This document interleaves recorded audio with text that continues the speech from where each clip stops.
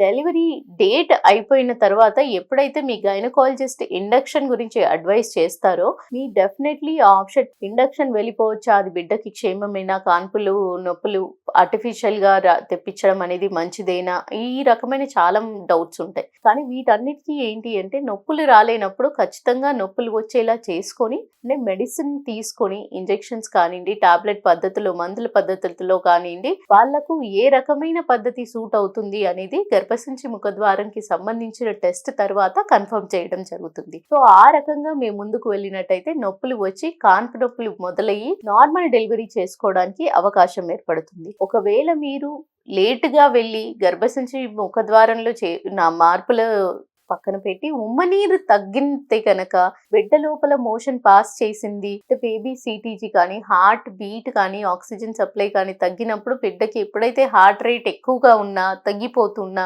ఇవన్నీ కూడా మీకు నార్మల్ డెలివరీకి వెయిట్ చేసే అవకాశం కూడా లేకుండా పోతుంది. ఇలాంటి పరిస్థితి తెచ్చుకోకుండా, అంటే సిజేరియన్ డైరెక్ట్లీ చేసుకోవాల్సిన అవసరం ఎప్పుడైతే డెలివరీ డేట్ దాటిపోయిన తర్వాత మీరు సరైన టైంలో మీ గైనకాలజిస్ట్ ని కన్సల్ట్ అవ్వకపోతే ఒక్కోసారి సిజేరియన్ పడే అవకాశాలు ఎక్కువగా ఉంటాయి. ఈ సిజేరియన్ అనేది బిడ్డని దృష్టిలో పెట్టుకొని చేయడం జరుగుతుంది, తల్లి గురించి కాదండి. ఈ అవగాహన అనేది మీరు తెలుసుకున్నట్టయితే చాలా వరకు కరెక్ట్ టైంలో డెసిషన్ మేకింగ్ అనేది వస్తుంది.